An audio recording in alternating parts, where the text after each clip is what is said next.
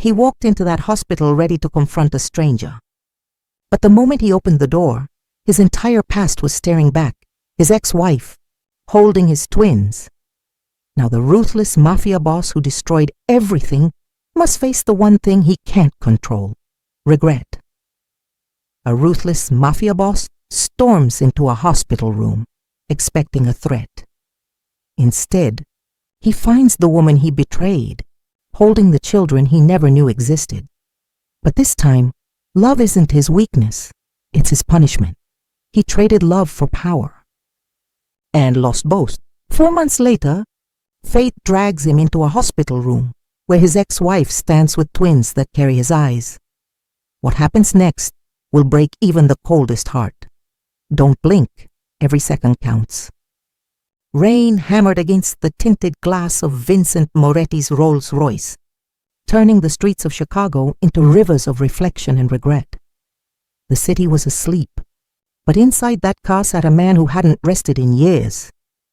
Vincent leaned back in the leather seat, the glow from passing streetlights cutting sharp lines across his face, a face carved by power, and the ghosts of choices he couldn't undo stared out at the wet skyline, towers like cold, sentinels watching their king in silence, a king with blood on his hands and emptiness in his chest. 4 months, that's how long it had been since he walked. Away from her, Lila Carter, his driver, his secret, his zen, the world had called it. Strategy, he called it survival, but every night since, he'd replayed the look in her eyes. The moment she realized he was leaving her for power, she hadn't screamed, she hadn't begged, she just looked at him, and that silence haunted him louder than any bullet ever fired. He poured himself a drink, the ice cracking like the sound of old promises breaking. His reflection in the glass stared back. Blue eyes that once softened for her, now hollow, dangerous. His phone buzzed. He didn't answer at first. Few had the courage to call him after midnight, but the screen flashed a name he trusted, Rico, his most loyal guard. Vincent's voice was low, steady, dangerous. "What is it?" "Sir," Rico said, hesitation in his tone. "There's a situation at St. Andrew's Hospital. A woman came in earlier tonight. She claims to be your wife." Silence filled the car. Rain pressed harder against the windows, as if the city itself was holding its breath. "My what?" Vincent asked slowly. "Your wife, sir. And she said she has your children." The ice in his glass melted untouched. Wife. Children. Words that didn't belong in his world. He had buried them with Lila Carter. For a long moment, he said nothing, then quietly, "Who sent you this?" "No one, boss. I got it straight from the hospital staff. She refused to give a name, but she told the nurse you'd come." Vincent's jaw tightened. "And what makes her think that?" Rico hesitated. "Because she said you never stopped watching her." Vincent's chest went still. He hadn't spoken to Lila in months, hadn't even allowed her name to be mentioned around him, but he had kept tabs, quietly, secretly, making sure she was safe, and now she was calling him out through strangers. He set the glass down, his expression unreadable. "Tell them to prepare the car," he said. "It's already waiting." "Boss!" Vincent stepped out into the storm, his coat billowing like a shadow. The rain clung to his face, cold and sharp, but he didn't blink. He didn't feel the cold anymore. He hadn't felt anything in months. The drive to St. Andrews was silent. Chicago passed by in flashes, neon lights, empty streets, whispers of the life he'd chosen over love. Every mile closer, the tension grew heavier. Was it a trap, a rival, or fate circling back to collect its debt? He'd faced death 100 times without flinching, but the thought of seeing her again, that made his pulse tremble. When they arrived, the hospital looked almost deserted. Flickering lights, rain pooling at the steps, the smell of antiseptic and fear drifting through the air. Vincent's shoes echoed down the corridor. Nurses glanced up, then looked away. They knew his face. Everyone did. No one dared to stop him. "Room?" he asked the receptionist. Her voice shook. 4th floor, maternity ward, room 407, maternity. The word stung like a knife. He took the elevator alone, watching the red numbers climb. Each ding echoed like a countdown. By the time the doors slid open, his heartbeat was a war drum. The hallway was quiet, sterile, too bright for the kind of darkness he carried. He moved with slow precision, every step measured, every breath sharp. He stopped outside room 407. For the first time in years, his hand trembled. He pressed it against the door handle, cold, unyielding, like the life he'd chosen. He closed his eyes briefly. If this was a trap, he'd face it head on. If it was her, he didn't know what he'd do. He turned the handle. The door creaked open. Soft light spilled out, pale and warm. He stepped in. The scent hit him. First lavender, the same perfume she used to wear when she'd drive him across the city at night. Then her voice, quiet, gentle, speaking to someone. He froze. Lila Carter sat near the window, wrapped in a hospital gown, her hair loose, eyes tired but fierce. In her arms, a baby, and beside her another, twins. For a second, Vincent's mind blanked. The air left his lungs. The world stopped spinning. She turned slowly. Their eyes met. His breath caught. Those same brown eyes that once made him question his entire empire now looked straight through. Him, Vincent, she said, calm but cold. Don't wake them. Her voice sliced through him like glass. It wasn't love. It was restraint. The kind that came from surviving heartbreak. He tried to speak. Nothing came out. The sight of those children, their tiny hands, their fragile breathing, shattered the armor he'd built. One of the babies stirred, letting out a soft sound. Leela adjusted the blanket, never breaking eye contact. "You shouldn't be here," she said. Vincent finally found his voice. "I got a call." She smiled faintly. Not warmth, but irony. "Of course you did." He took a step forward, his shoes silent on the tile. "Lila, are they—" "They're sleeping," she interrupted. "That's all you need to know." The coldness in her tone hit harder than a bullet. He had faced betrayal, ambushes, assassination attempts, but not this, not her indifference. He glanced at the twins again. One had his jawline. The other, his eyes, blue. The same piercing blue that once made Lila blush. Now they looked like ghosts of a man who didn't deserve them. The rain outside grew louder, as if mirroring the storm between them. He swallowed hard. "Leela, why now? Why come back?" Her gaze flickered. Pain, defiance, and something else. "You'll know soon enough." Before he could ask more, a shadow passed the doorway. A nurse lingered, pale. Nervous, clutching a clipboard, Vincent turned sharply. "What is it?" She froze, eyes darting between them. Then in a trembling voice, "Sir, there's someone outside asking for you. Said he's from the Vale family." Vincent's expression hardened instantly. Lila's grip on the babies tightened. "Who?" he demanded. But before the nurse could answer, something dropped from her clipboard, a small envelope, damp and stained red. Vincent picked it up slowly.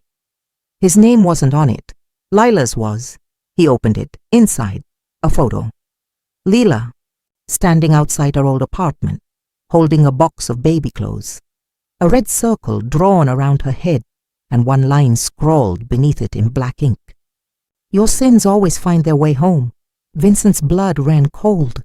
He looked at Lila, her expression unreadable. Outside, thunder cracked. The lights flickered once, then twice. Vincent turned toward the window. A car idled in the parking lot. Below, headlights fixed on the building. He stepped closer to the glass, and in that second, a shadow moved in the car's back seat. Someone was watching. He turned back to Lila. But the nurse was gone. The hallway was empty. Only silence remained. Vincent took one last look at the twins, sleeping peacefully, unaware that danger was already circling their world. His fists clenched. His empire had enemies, But this was personal. He looked at Lila, voice low. "Don't open that door for anyone." She didn't respond, just stared at him, as if she already knew something he didn't. And when he stepped back into the hallway, he didn't realize that the night that began with a phone call was about to destroy everything he thought he could control. As Vincent reached the elevator, the sound of shattering glass echoed from room 407, followed by Lila's scream. The scream sliced through the sterile corridors of St. Andrew's Hospital like a blade. Vincent's instincts took over before thought could form. He ran, coat flaring behind him, footsteps echoing against the polished floor. Room 407's door swung open, fragments of glass glimmering across the tiles. Lila stood near the window, clutching the twins to her chest. The curtains billowed from a gust of cold night air. Someone had thrown a rock, or a warning. A jagged crack ran across the window pane. "Are you hurt?" Vincent's voice was rough, breathless. "I'm fine," she said, though her trembling hands betrayed her. They were watching us. He scanned the shattered glass, his mind already calculating. "Veil," he muttered. It's his style. Send a message before the hit. Her eyes flicked toward him, sharp, accusing. "This isn't about business anymore, Vincent. It's about consequences." He turned to her, jaw set. "You think I don't know that?" "No," she said. "You don't. Because if you did, you'd understand what losing everything feels like." Her words hit harder than the storm outside. He'd left her for wealth, power, control, and in doing so, he'd destroyed the only thing he couldn't buy back: trust. The twins began to cry, their tiny voices cracking the silence. Lila rocked them gently, humming under her breath, the same tune she used to hum while driving him through sleepless nights. That sound once soothed him. Now, it shredded what was left of his composure. "Let me help," he said softly. She didn't look up. "You've done enough," he exhaled, running a hand through his damp hair. "There's a car outside. Probably Vale's men. They're watching. They know you're here." "Then leave," she said quietly. "They're after you, not me." Vincent stared at her, every word feeding the fire inside him. "You think they won't touch you? You think he doesn't know what you mean to me?" Lila finally met his gaze. "What I meant to you," she corrected, 4 months ago. "You made that clear." The storm outside raged harder, thunder rolling like distant artillery. Vincent stepped closer, lowering his voice. "Listen to me. Vale wants to hurt me, and he'll start with the people I care about." "You cared once," she said, eyes burning. "Then you chose greed over love, power over peace. And when you walked away, I buried whatever was left of us." He swallowed hard. "I thought leaving would keep you safe." Lila's laugh was soft, bitter. "You don't get to rewrite your choices, Vincent. Not now. Not after everything." Silence filled the room again, heavy, electric. He wanted to say something, anything, but the sound of boots on tile interrupted. 2 men in hospital scrubs passed by, pushing a gurney. Their faces were wrong, too calm, too aware. Vincent's hand slid toward the gun holstered. Beneath his coat, the men glanced at him briefly, then kept walking. But one of them left something behind on a nearby counter, a folded piece of paper. Vincent reached for it. On the front, written in bold ink, 12 hours. He opened it. A photo. Lila entering the hospital earlier that night, unaware of the camera aimed at her, and beneath it, the same mark from before, a red circle drawn around her head. His pulse quickened. "They're inside the building." Lila's grip on the twins tightened. "Then stop them." Vincent turned toward the hallway, motioning for Rico, but Rico wasn't there. He pressed his earpiece. Static. Someone was jamming the signal. He pulled out his phone. No signal. They were cut off. Lila whispered, "You brought this storm with you." Vincent looked back at her, eyes filled with guilt and fury. "I'll end it before it touches them." He checked the corners, his mind moving like a machine, scanning exits, counting seconds. He knew this pattern. Isolate, threaten, then strike. Vale's signature move. A faint sound echoed from the stairwell. The creak of a door. Slow and deliberate. Vincent motioned for Lila to stay silent. He stepped out, gun drawn. The hallway was empty, lit by flickering lights that buzzed like dying bees. Then footsteps, soft, fast, moving towards the emergency exit. He followed, heart pounding, senses sharpened. Every hallway looked the same, sterile, quiet, suffocating. He turned the corner just in time to see a shadow slip through a side door. He pushed it open, leading to a dark utility corridor, empty wheelchairs, storage boxes, the hum of machinery. Something moved in the corner. Vincent aimed. A janitor froze, eyes wide. I'm just cleaning, sir." Vincent lowered his gun slightly, scanning him for weapons. None. But the man's walkie-talkie crackled, a whispering voice. Vincent snatched it, static then. He separated. "Room clear. Proceed to target." His blood turned to ice. He sprinted back toward room 407. The hallway stretched endlessly, every second heavier than the last. He reached the doors, slightly ajar. Inside, the twins were crying again. Lila was standing by the crib, staring at something on the floor. Vincent stepped in. "What happened?" She pointed. Another envelope, this one small, black, sealed with a crimson wax mark, the crest of the Vale family. Vincent ripped it open. Inside, Gemi, a single bullet. Etched into its shell, the letters, VM, his name, a message, a promise. Lila's voice was low. "He's coming for you." Vincent stared at the bullet, the weight of it pressing into his palm. "No," he said. "He's coming for us." She turned toward him, confused. "What are you talking about?" He looked at her, eyes glacial, deadly calm. Vale never sends warnings to his enemies. He sends them to the people he's already watching die. Before Lila could respond, the hospital lights flickered again, once, twice, then went out completely. Darkness swallowed the room. The emergency lights failed to come on. The twins cried louder. Lila reached for them blindly.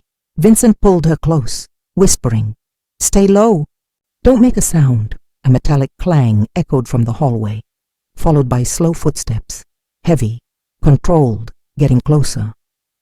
Vincent aimed into the dark, listening. A faint glow appeared outside, the red tip of a cigarette. A man's voice echoed through the silence, calm and mocking. "Always knew you'd crawl back to what you left behind, Moretti." Vincent didn't answer. His finger hovered over the trigger. The voice laughed softly. "You took my empire, my men, my city. Now I'll take yours, piece by piece." Lila clutched the twins tighter, her breathing shallow. Vincent's eyes adjusted to the dim light, catching the faint silhouette in the doorway. Marco Vale, the man he'd buried in the ashes of ambition, now stood alive, smirking. Vincent's voice was ice. "You should have stayed dead." Marco stepped forward, cigarette burning bright in the dark. "You should have stayed loyal." A flash of thunder lit the window for a heartbeat, enough to see Marco's gun raised. Vincent fired first. Glass shattered. Screams. Smoke. When the flash cleared, Marco was gone. Vincent rushed to the window, but the street below was empty, only the echo of footsteps fading into the storm. He turned back to Lila. She was holding the twins, her face pale, her eyes wide with the terror she refused to show. Vincent knelt beside her. "I won't let him touch you," she whispered. "He already has." Vincent froze. "What do you mean?" She looked at him, tears breaking through her defiance. "He knows about them, Vincent. He knows their names." The rain outside grew deafening, pounding the windows like gunfire. Vincent stood, rage boiling beneath his calm exterior. "Then the war starts tonight." He checked his weapon, eyes on the door, but behind them, unnoticed, a red laser dot appeared on the wall, slowly tracing toward the crib. A sniper's scope glinted through the rain. aimed directly at the twins. Rain clawed at the hospital windows as Vincent's pulse roared louder than the thunder outside. He stood over the letter, the edges trembling between his fingers. The air smelled faintly of antiseptic and blood, the two things that had always defined his life. The envelope was thin, unmarked. No return address, just his name, written in sharp black ink. Vincent Moretti, like a death sentence. He tore it open. Inside, a single photograph slid out. A grainy snapshot of Lila sitting on a park bench, holding the twins. Someone had circled their faces in red ink. Beneath it, one line scratched in jagged handwriting, "Your sins always find their way home." Vincent's stomach dropped. His breath hitched. That handwriting, he knew it. Cold, impatient strokes, each letter carved with the arrogance of a man who believed he could never be caught. Marco Vale, a name that had been buried years ago under blood, money, and silence. His former ally, his greatest betrayal. Vincent's grip on the paper tightened until it tore in half. He turned toward the hallway, every nerve in his body electric with rage. "Eli!" He barked for his guard. "Get in here." Silence, no footsteps. No reply. The hallway stretched before him like a tunnel into hell, flickering fluorescent lights casting erratic shadows along the sterile walls. He stepped out, each footfall echoing too loud in the emptiness. The usual background hum of nurses, machines, and whispered conversations was gone. The hospital felt hollow. Then the lights flickered again, once, twice, a buzz, a blackout. For half a heartbeat, Vincent stood in darkness. Only his pulse reminded him he was still alive. Then emergency lights kicked in, painting the corridor in a dull red glow. He reached for the gun holstered under his jacket.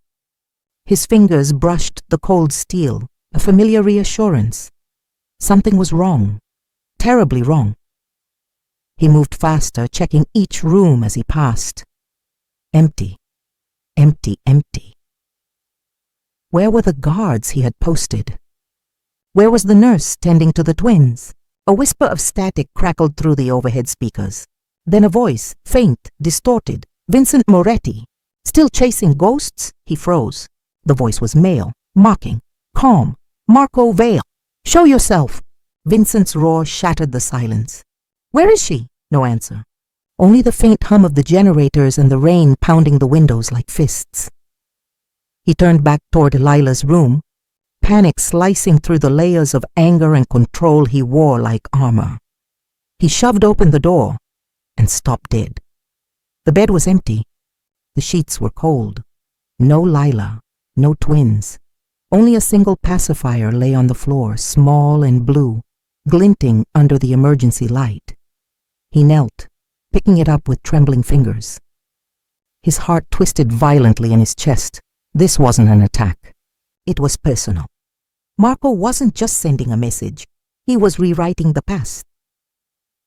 Vincent's phone vibrated. Unknown number. He answered without hesitation. "Where is she?" His voice cracked with fury, a low chuckle. "You built an empire on taking what doesn't belong to you, Vincent. Now I'm returning the favor. Marco, don't bother finding me. You won't like what happens if you do." The line went dead. Vincent stared at his reflection in the darkened window, a face carved from stone, blue eyes burning with something he hadn't felt in years. Fear. He turned toward the hallway again, jaw locked. Then he saw it. A small red dot blinking at the corner of the ceiling, a security camera. He lunged for the nurse's desk, pulled up the monitor feed, and scanned through the flickering images. Each camera showed fragments of the chaos. Empty corridors, overturned chairs, shadowy figures. Then one frame froze him in place. Lila, her hair disheveled, fear in her eyes, being dragged down the corridor by two men in black coats. One held a gun. The other wore a silver ring with the Vale insignia. Vincent's knuckles went white on the keyboard. His breathing grew ragged. The twins were gone too. He slammed his fist onto the desk, the monitor cracking under the force. His empire, his control, shattered in an instant. He looked back at the camera feed, jaw tight, and whispered to himself, "You made one mistake, Marco." Another flash of lightning lit the hallway, reflecting off Vincent's gun. "You didn't finish the job." He turned toward the door, coat swirling behind him as thunder shook the night. The storm outside had found its match. The security feed glitched one final time before going black, revealing a single, chilling image for half a second. Lila's terrified face pressed against the car window, her lips forming one word, "Run." The city bled neon through the rain. Chicago's skyline glimmered in fractured reflections on wet asphalt as Vincent Moretti stepped into the storm like a man chasing ghosts. The night air bit with cold steel, the kind of cold only betrayal could sharpen. He'd ruled this city once, from the docks to the boardrooms, a ghost wearing a crown of fear.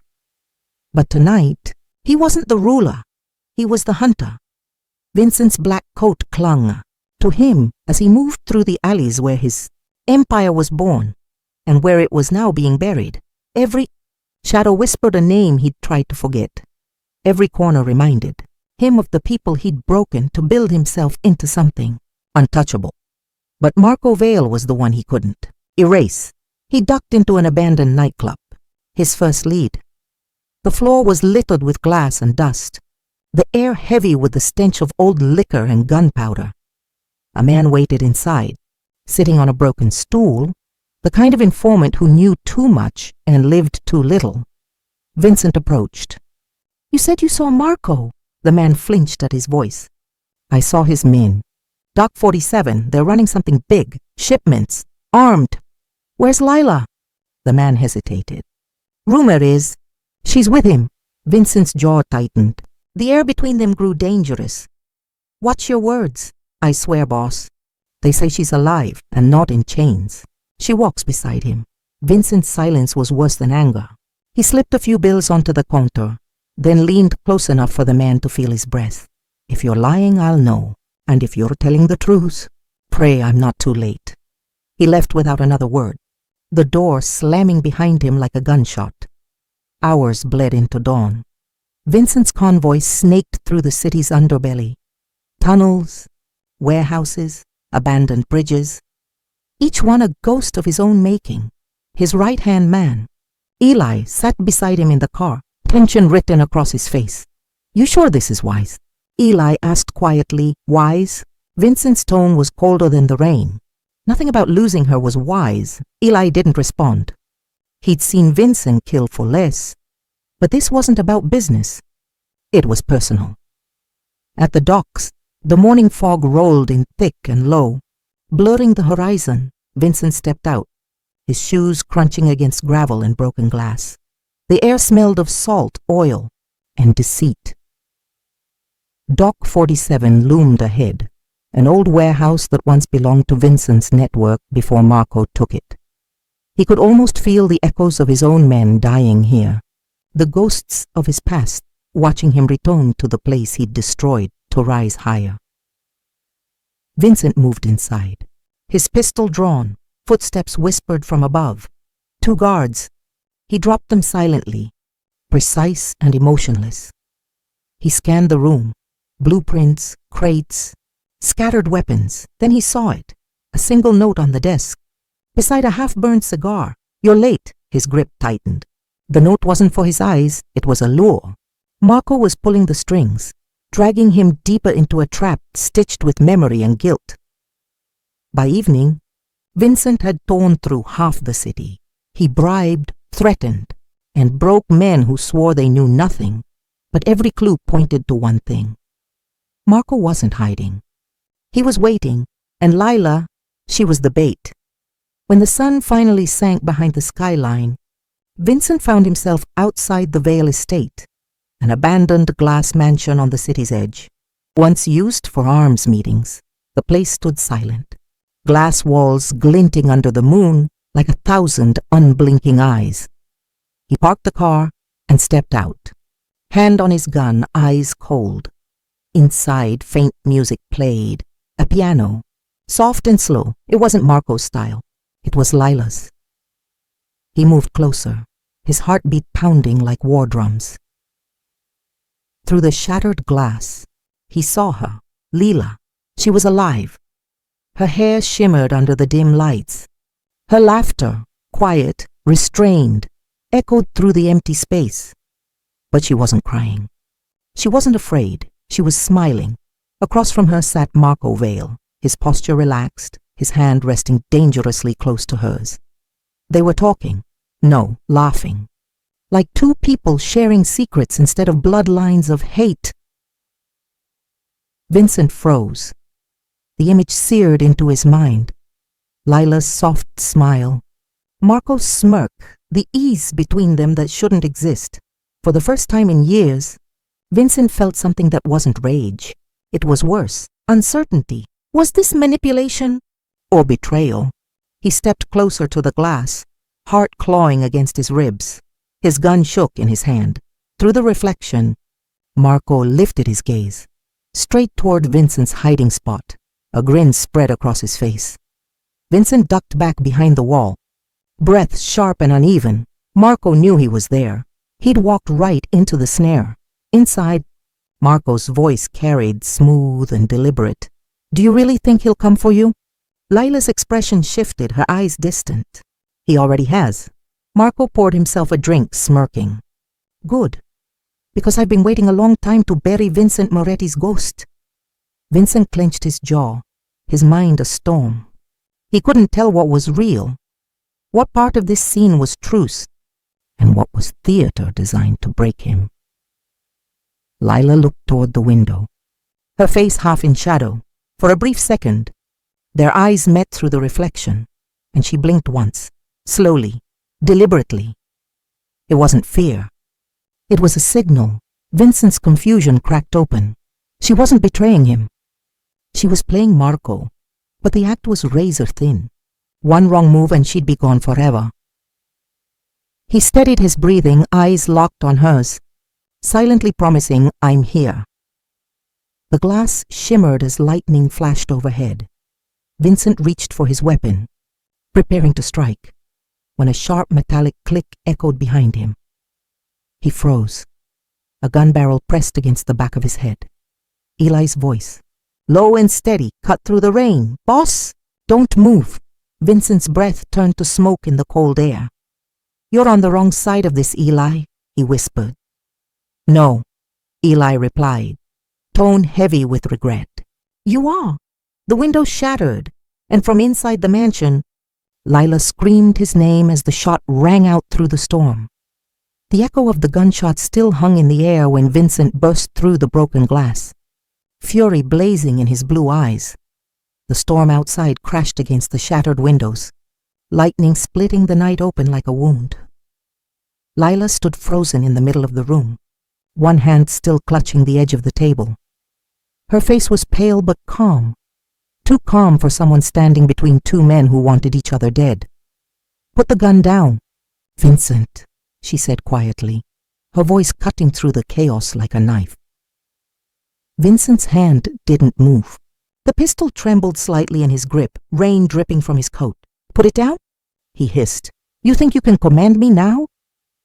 Her eyes met his, steady, defiant. "I'm not commanding you. I'm saving you." "Saving me?" Vincent's voice cracked with disbelief. "From what?" "From the man standing behind the glass with my enemy's grin. From you playing house with the bastard who destroyed everything I built." "Stop," she whispered. "You don't know the whole story."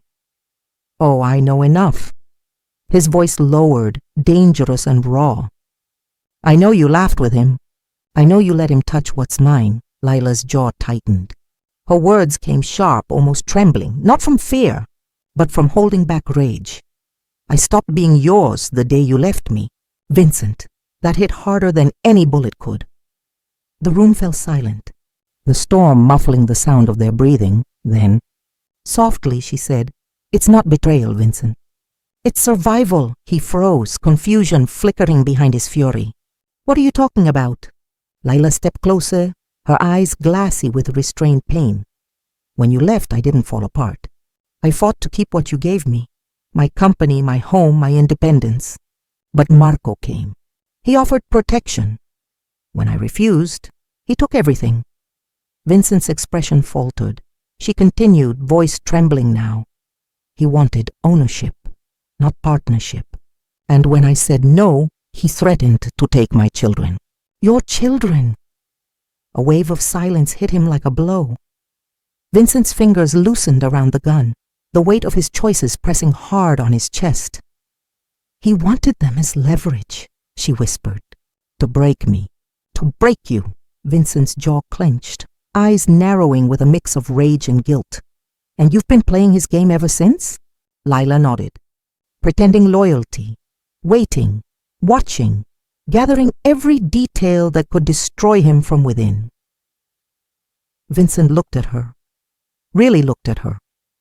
And for the first time, he saw the exhaustion in her eyes, the quiet strength carved from months of fear. She wasn't his weakness anymore. She was his reckoning. I wanted to tell you, she said, but I didn't know if I could trust the man who abandoned me for power. The words struck deep, leaving nothing but the truth between them. Vincent lowered his gun slowly, his voice barely above a whisper. Lila, I made a mistake. She let out a bitter laugh, not mocking but broken. Mistakes don't bury people, Vincent. Choices do. The air crackled between them. Outside thunder rolled like judgment. Vincent stepped closer, his voice raw. Let me fix it. You can't fix this, she said, her eyes shining with tears she refused to shed. But maybe you can finish it. Before he could answer, the temperature in the room shifted. Footsteps echoed from the hallway, slow, deliberate, unhurried. Lila's expression changed instantly, the fire in her eyes replaced by the cold mask of pretense. She turned toward the door. He's here. Vincent followed her gaze. The sound of boots on marble grew louder, sharper. And then Marco Vale stepped into the light. Tall, immaculate, a devil carved in expensive fabric. His eyes gleamed like polished steel, and in his hand a gun already raised.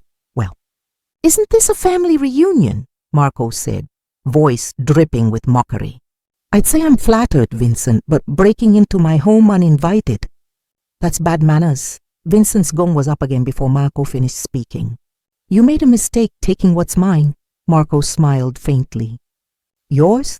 She's been under my roof, my protection, my command. You forfeited that claim the day you walked away. Lila's voice cut through the tension like ice. You don't own me, Marco, not now. Not ever. Marco's gaze snapped to her, the smile vanishing. Careful, darling. You forget who holds the cards here. Cards? She said, stepping between them. The only thing you're holding is fear, and it's slipping. For a moment, even Marco faltered. Vincent's heart pounded in his chest. She was fearless, standing between two loaded guns and the ghosts of her past. Marco's smirk returned, colder now. He turned his weapon toward Vincent, the muzzle glinting in the flickering light. Touch her again, he said softly, and I'll end what you started. Vincent's expression hardened, his blue eyes burning with something lethal. You think I'm afraid to die, Marco? Marco tilted his head. No, but you're afraid to lose her twice. The tension snapped taut, electric and suffocating. Every breath felt like a countdown. Lila's fingers trembled at her side, not from fear, but from knowing one wrong move would end everything she'd fought for. Vincent took a step forward. You don't get to talk about loss. You don't know what it costs to live with your own sins. Marco chuckled darkly. Then maybe it's time you paid the full price. Lightning flashed, illuminating three faces, one burning with fury, one with defiance, one with cruel amusement. Then a sound from behind the door, a faint high-pitched cry. Lila froze. The twins. Her head snapped toward the noise, eyes wide with terror. Marco's smirk deepened. Ah, looks like the audience has arrived. Vincent lunged forward, but before he could fire, a single shot exploded through the room. Glass shattered. The chandelier above them burst into a rain of crystal and sparks. Lila screamed as Vincent hit the ground. his gun sliding across the floor. Smoke filled the air, and through it, Marco's silhouette loomed. Gun still smoking, voice cold as death. "Now," he said. "We finish what should have ended 4 months ago." Vincent blinked through the haze, blood trickling from his arm, and saw Leela standing behind Marco, holding a second gun aimed at his back. Her finger trembled on the trigger, and her eyes said everything. "Trust me." Smoke swirled through the shattered room, heavy with the scent of gunpowder and betrayal. Vincent's breathing was ragged, his arm bleeding, his gaze locked on Marco Vale, the man who had turned his world into a war zone. Behind Marco, Leela stood perfectly still, the gun in her hand trembling as lightning flashed through the broken glass. Marco smiled, that familiar venomous curve of the lips that once made rivals kneel. "Let's play a game." "Moretti," he said softly, brushing a fleck of dust from his tailored sleeve. "You walk away from everything you own, your empire, your money, your influence, and in return—" He gestured toward Lila. "I let her live." The storm outside roared, thunder echoing like distant cannon fire. Vincent's face was unreadable, but his eyes, those cold, blue eyes, burned with a fury that could set the world ablaze. "You think I care about power anymore?" He growled, voice low and hoarse. Marco's smirk deepened. "You cared enough to lose her once for it. I'm simply asking you to prove you've changed." Vincent's pulse thundered in his ears.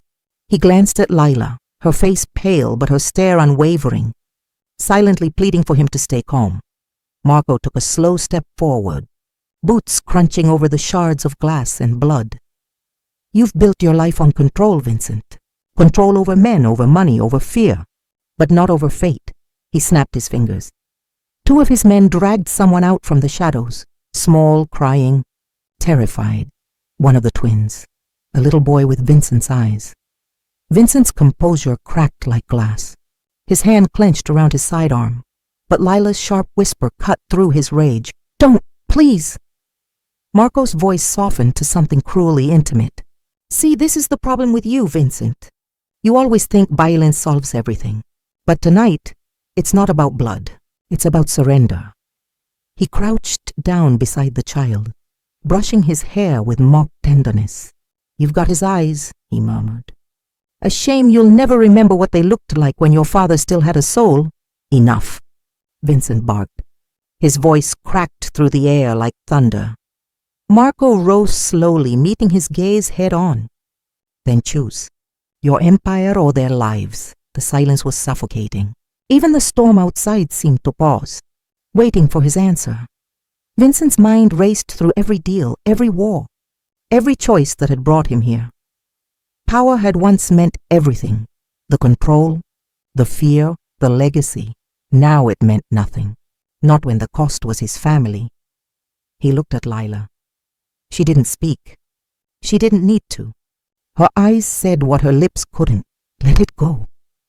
Vincent's jaw tightened. Finally, he lowered his gun. "Fine," he said, his voice barely more than a growl. "You want my empire? You can have it." Marco blinked, almost surprised at the ease of his surrender. "Just like that?" Vincent nodded slowly. "Just like that." A faint smile tugged at Marco's lips.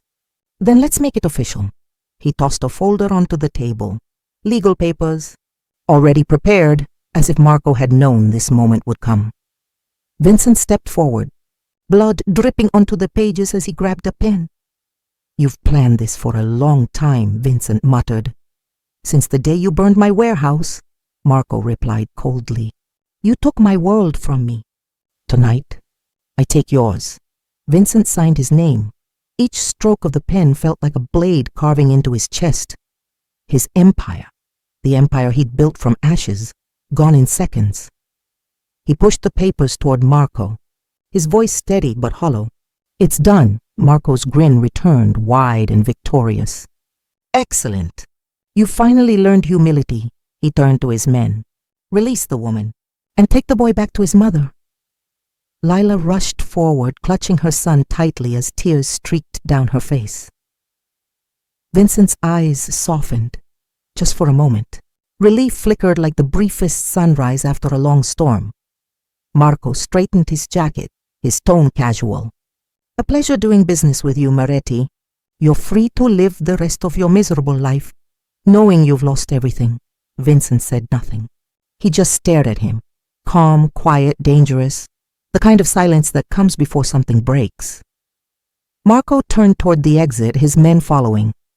Lila looked at Vincent, panic flashing in her eyes. "Vincent, what did you do?" He didn't answer. His breathing slowed, his expression hardened as Marco reached the door. He paused, looking back one last time. "You know," he said, "I almost respect you now. Almost." Vincent met his gaze and finally spoke. "You should have read the fine print." Before Marco could respond, a faint beep echoed through the room. Once, twice. Marco's smirk vanished. He turned toward the sound, a small, red light blinking on the wall. Realization dawned too late. Vincent's voice was a whisper, cold and final. "You wanted my empire, Marco, so I gave it to you." The light turned solid. Boom! The explosion ripped through the building with a deafening roar, heat and fire swallowing everything in sight. Windows shattered. Walls buckled, the floor split apart. Flames devoured the room in seconds, and the shockwave hurled Vincent and Lila backward into the collapsing corridor. The world became a storm of fire and dust. Lila screamed, clutching her child, shielding him with her body. Vincent crawled toward them, coughing, blood and ash staining his hands. Through the chaos, he saw Marco, or what was left of him, staggering through the fire, face twisted in shock and rage. Vincent's vision blurred. His last sight before the world went black was Lila's tear-streaked face calling his name through the smoke. Then, silence. As the flames died and sirens wailed in the distance, a figure limped from the wreckage. Not Vincent, not Marco Eli, holding Marco's gun and Vincent's ring. He looked toward the burning skyline and whispered, "Now the real war begins." Smoke curled through the shattered ruins of what once was Marco's safe house. The world was nothing but flame, ash, and the ringing in Vincent's ears. He tried to breathe, but every inhale tasted like blood and gunpowder. A single beam of moonlight cut through the collapsed ceiling, slicing across his face as he stirred among the debris. He coughed, forcing himself upright, his ribs protesting with every movement. The explosion had ripped through the building like judgment itself. And yet somehow, he'd survived. He blinked through the smoke. "Lila?" No answer, only the soft drip of water through broken concrete. He staggered to his feet, using the wall for balance. His coat was torn, face smeared with soot, eyes blazing with something darker than pain. The realization that she was gone again. He stumbled toward the corridor, stepping over bodies. Marco's men, some still breathing, most not. He recognized faces, men he'd once paid, fought beside, trusted. All burned in the chaos of one man's revenge. The sound of sirens rose in the distance, faint but growing. Vincent moved faster. His empire was gone. His name was poison. His wife and children stolen again. Outside the city was on fire. Smoke twisted into the night sky, mingling with the low hum of chaos spreading through Chicago's underworld. The explosion hadn't just taken down a building. It had torn through the fragile truce that held the city's crime lords together. Marco Vale was still alive, and now he owned everything Vincent had built. Vincent staggered down a side street, disappearing into shadow. He could feel the eyes on him, ghosts of the life he'd ruled. Every alley whispered betrayal. Every echo carried a name he could no longer trust. He found a car, abandoned and dented from the blast, hot-wired it with trembling hands, and drove into the dark. The rain came again, hammering the windshield. Each drop was a drumbeat of rage. In the rearview mirror, his reflection looked nothing like the man who once ruled the city. Just a wounded animal running on vengeance. He needed help, But there was only one man left who knew the language of war. Damien Cross, his former consigliere. The name tasted like iron in his mouth. They hadn't spoken since the night Vincent chose greed over loyalty. Damien had walked away then, taking with him half the Moretti network, and all the secrets that mattered. Found him 2 hours later in a high-rise overlooking the river, the kind of luxury only traitors and survivors could afford. Damien's penthouse was clean, quiet, draped in expensive silence. He opened the door wearing a smirk that could cut glass. "Well," Damien said, leaning against the frame. The devil finally crawled out of his grave. Vincent's jaw tightened. "I need information." "I bet you do." Damien poured himself a drink, swirling the amber liquid. "You burned down the city for power, and now you come crawling because someone burned you back." "Marco took my children." For a moment, something flickered in Damien's eyes. Sympathy, maybe. Then it was gone. "You expect me to care?" "I expect you to remember who made you." Damien laughed, the sound echoing through the room. "You made me?" "No, Vincent. You used me, just like you used everyone else." Vincent stepped closer, his voice low, sharp. "Name your price." Damien sipped his drink slowly, never breaking eye contact. "You can't afford it." The tension between them was thick enough to choke on. Years of shared blood and betrayal boiled under the surface. "I'm not asking for loyalty," Vincent said finally. "Just a lead." Damien studied him. The hollow eyes, the cracked knuckles, the desperation. He almost pitied him. "Almost?" "There's a warehouse," Damien said at last. "South Docks. Marco's been using it as a new base. But if you go there alone, you won't come back." Vincent nodded once. "I'm not planning to come back." As he turned to leave, Damien spoke again, voice cold as the glass in his hand. "You think this is redemption, Vincent? You're still the same man, trading lives for revenge." Vincent didn't look back. "Maybe, but this time, the life I'm trading is mine." He disappeared into the elevator, leaving behind a trail of blood and ash. When the doors closed, Damien exhaled slowly and pulled out his phone. His thumb hovered over a name already glowing on the screen, Marco Vale. He hesitated just for a second, before pressing dial. Marco answered almost instantly. "Well?" Damien glanced out the window at the storm rolling over Chicago.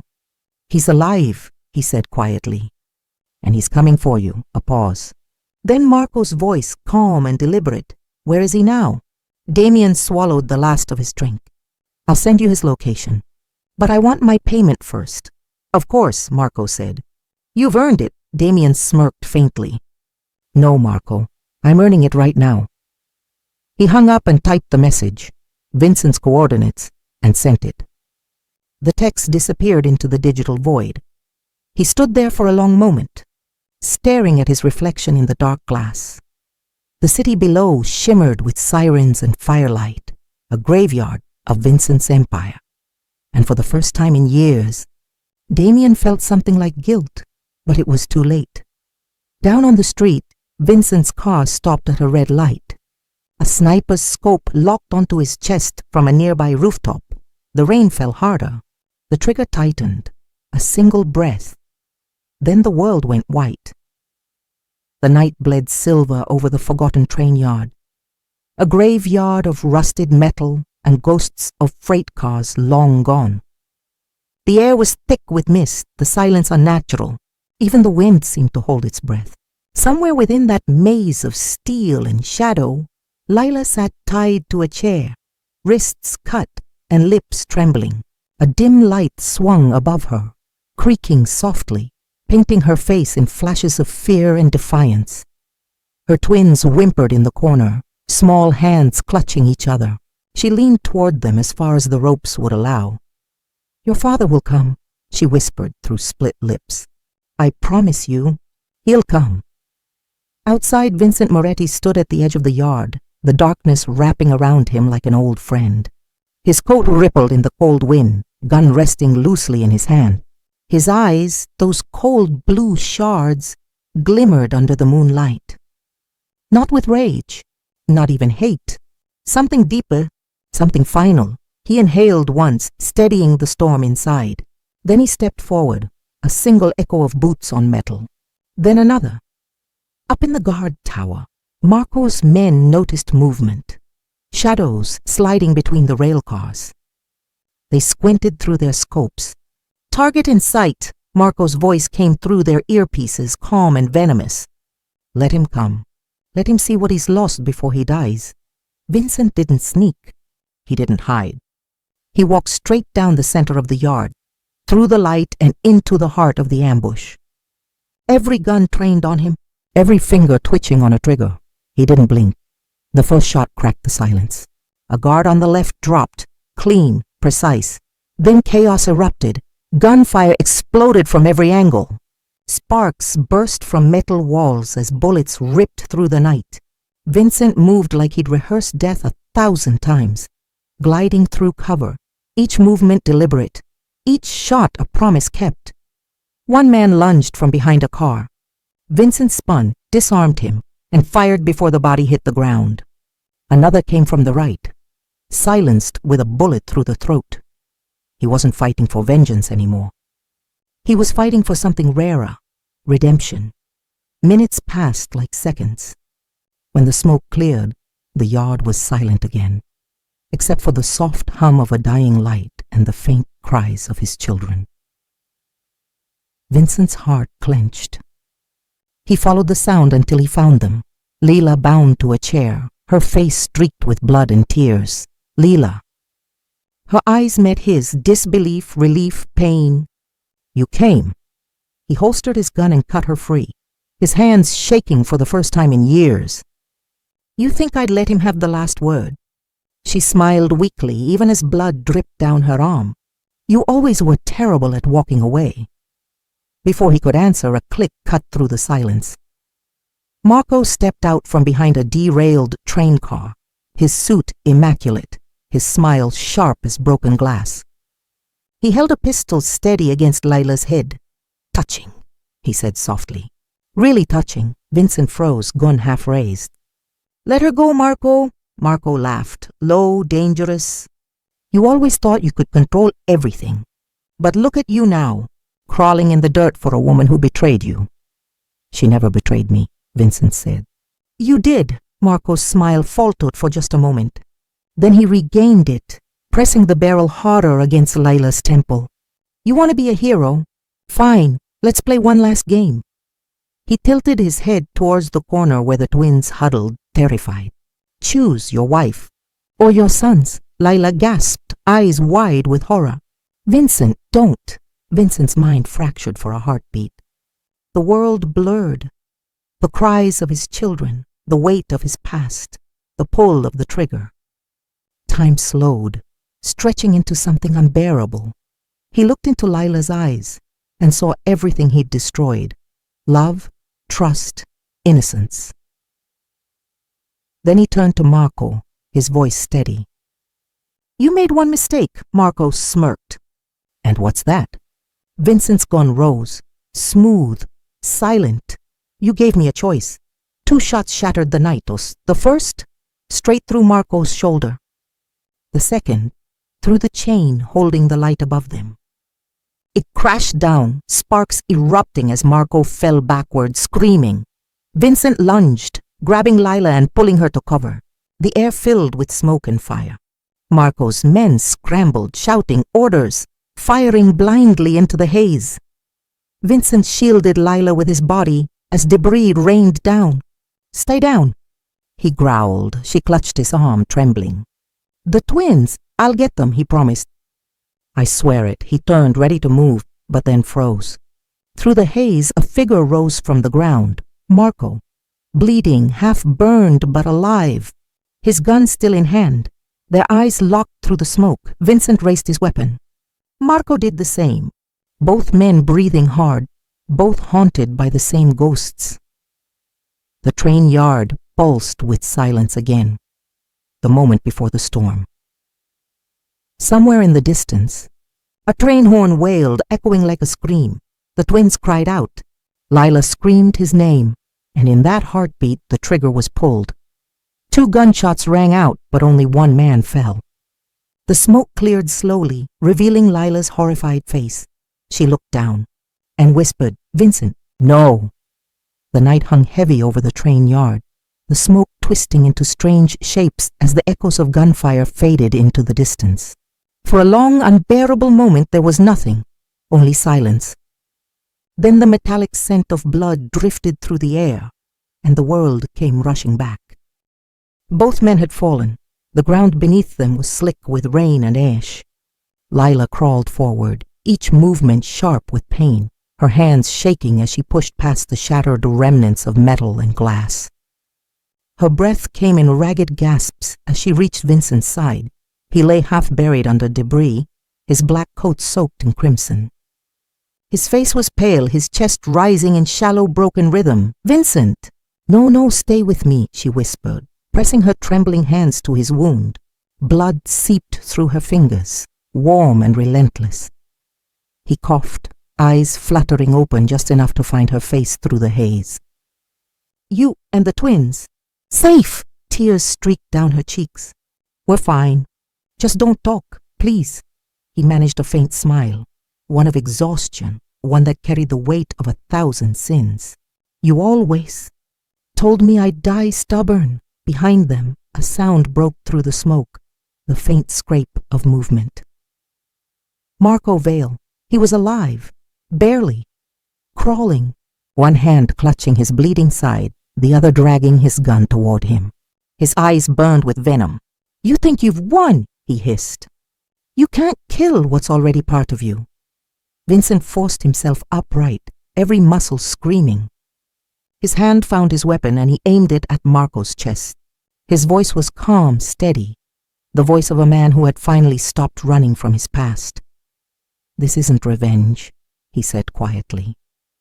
"This is justice." Marco's laugh came out as a broken rasp. "Justice? You wouldn't know the meaning." The gunshot cut him off. One clean shot. Straight through the heart. Marco's body jerked once, then went still. The smoke seemed to swallow him whole, like the city itself was erasing his name. For a second, there was peace. Then Vincent's knees gave out. The strength drained from him as quickly as the blood did. His gun slipped from his hand and clattered against the rail tracks. Lila caught him before he hit the ground, her sob breaking through the chaos. "No, no, stay with me, please." He reached up, brushing her cheek with blood-stained fingers. "Tell them I'm sorry," he whispered, the words trembling like the last beat of his heart. "Don't you dare say goodbye," she choked out. "You promised me." But his eyes had already gone distant, fixed on something she couldn't see. The storm above finally broke, rain falling hard and cold, washing the blood into the mud beneath them. By the time the sirens grew louder, red and blue lights flickering against the wreckage, Lila was still there, holding him, whispering words he could no longer hear. The paramedics arrived minutes later, but time had already made its decision. They pulled her back as they worked over his body, shouting, pressing, injecting, fighting a losing battle. She stood motionless, her mind numb. Every part of her wanted to scream, to fight them, to refuse the truth that was unfolding in front of her. When the medics finally stopped, the rain was the only sound left. "Time of death," one of them said quietly. Lila turned away, unable to listen. Her heart wasn't breaking. It had already broken long ago, the first time he left her. This was just the echo. Hours later, the hospital smelled like bleach and grief. She sat in the corner of the sterile room, the papers spread before her. Her hands trembled as she stared down at the form. Death certificate. Vincent Moretti. The doctor waited. "Mrs. Moretti," he said softly, "we need your signature." Her pen hovered over the paper. She couldn't breathe, couldn't think. Then, slowly, she signed her name, each letter an act of finality. When it was done, she looked at the lifeless body on the gurney. His face was calm now, the faintest trace of a smirk, as if even death couldn't strip him of defiance. She leaned down and whispered, You found justice. But you left me with ghosts. The nurse touched her shoulder gently. You should rest. Lila nodded but didn't move. Her fingers brushed over Vincent's hand one last time. Cold, heavy, familiar. Then she turned and walked out of the room, every step echoing like thunder in an empty church. The doctor covered the body. The light above flickered once, then steadied. Hours passed. The morgue was quiet, save for the hum of the cold units and the shuffle of paperwork. A young attendant wheeled the covered body down the corridor, tagging it for transfer. But as he passed through the last set of doors, something strange happened. The body twitched. The attendant froze, staring.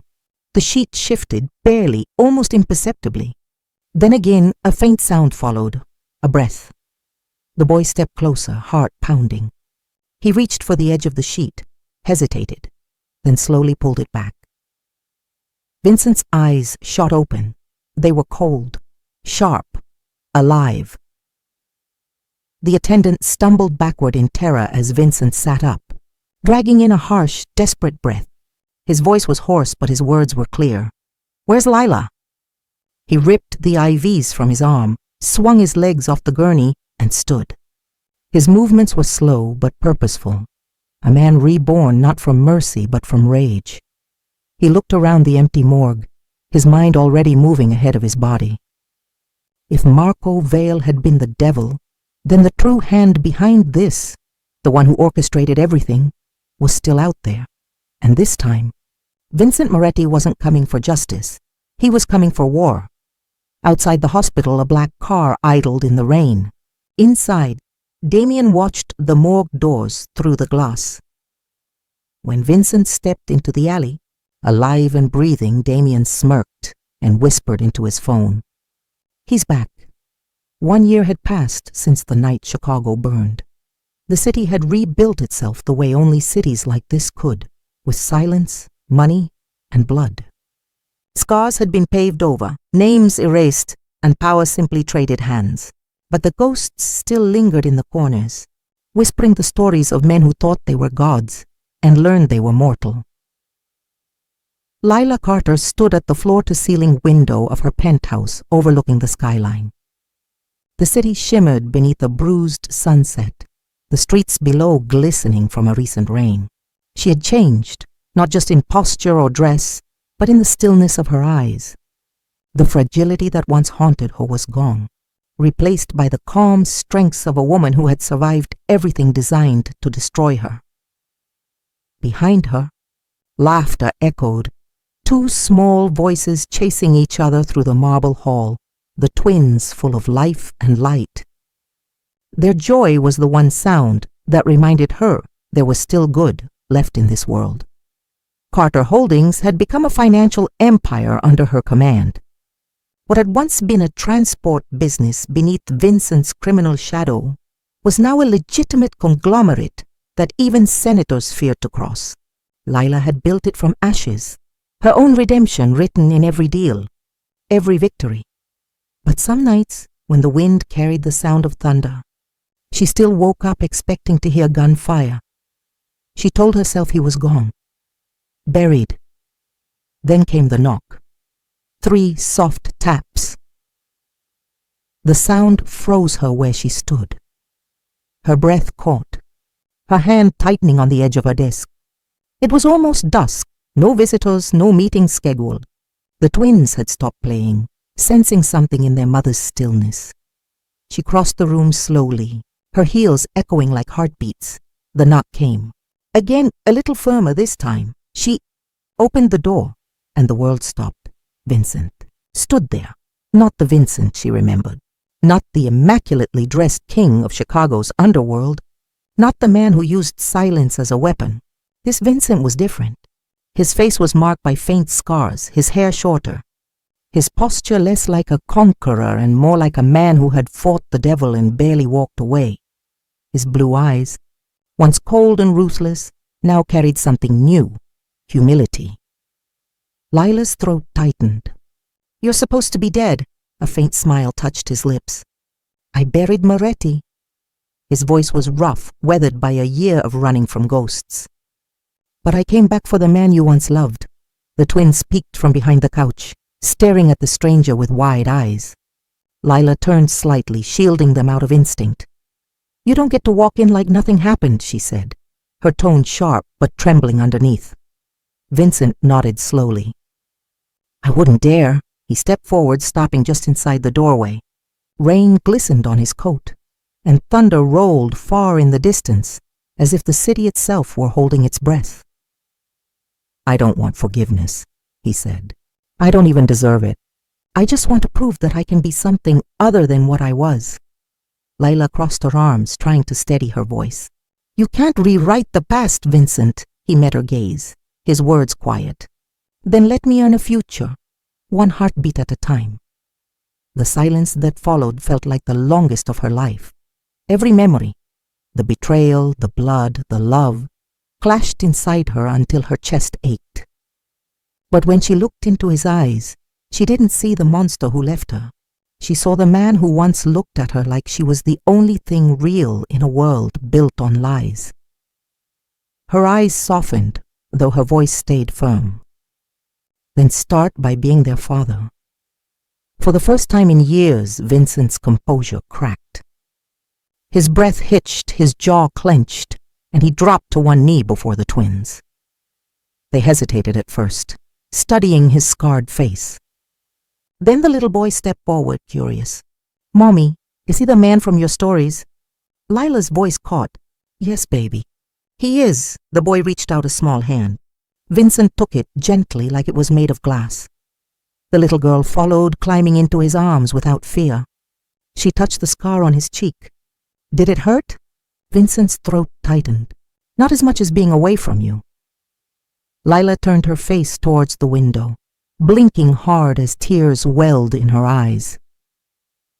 Vincent looked up at her. "I don't expect miracles, Lila.